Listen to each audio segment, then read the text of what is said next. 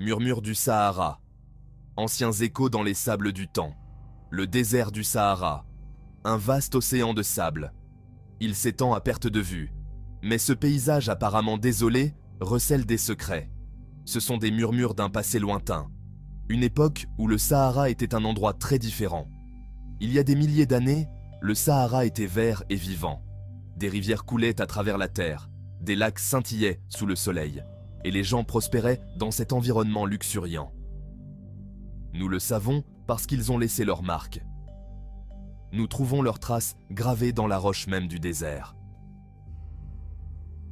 Le désert du Ténéré au Niger abrite certaines des œuvres d'art rupestre les plus spectaculaires au monde. Ces gravures, dont certaines remontent à 8000 ans, représentent une époque où les éléphants, les girafes et même les crocodiles parcouraient cette terre désormais aride. Nous voyons des images de chasseurs, de bergers et de danseurs. Ils nous offrent un aperçu de la vie et des croyances de ces anciens peuples sahariens. Mais le climat a changé.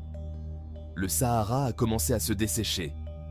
La terre autrefois fertile s'est lentement transformée en le désert que nous connaissons aujourd'hui.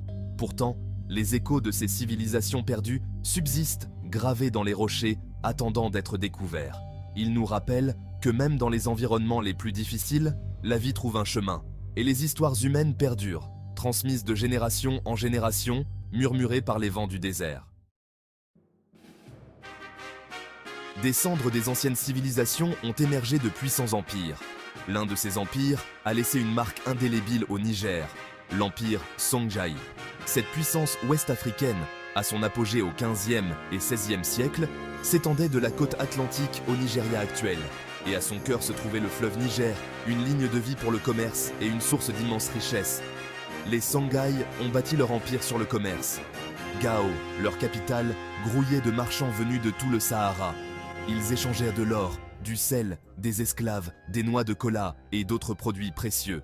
Les chameaux, les navires du désert, traversaient péniblement les sables chargés de marchandises. Le fleuve Niger, qui coulait au cœur de l'empire, servait d'artère vitale au commerce. Ce commerce a apporté une immense richesse aux Songhai, alimentant leur expansion et solidifiant leur pouvoir. Mais les Songhai étaient plus que de simples commerçants. Ils étaient des érudits et des intellectuels. Tombouctou, une ville de leur empire, est devenue un centre renommé d'apprentissage islamique.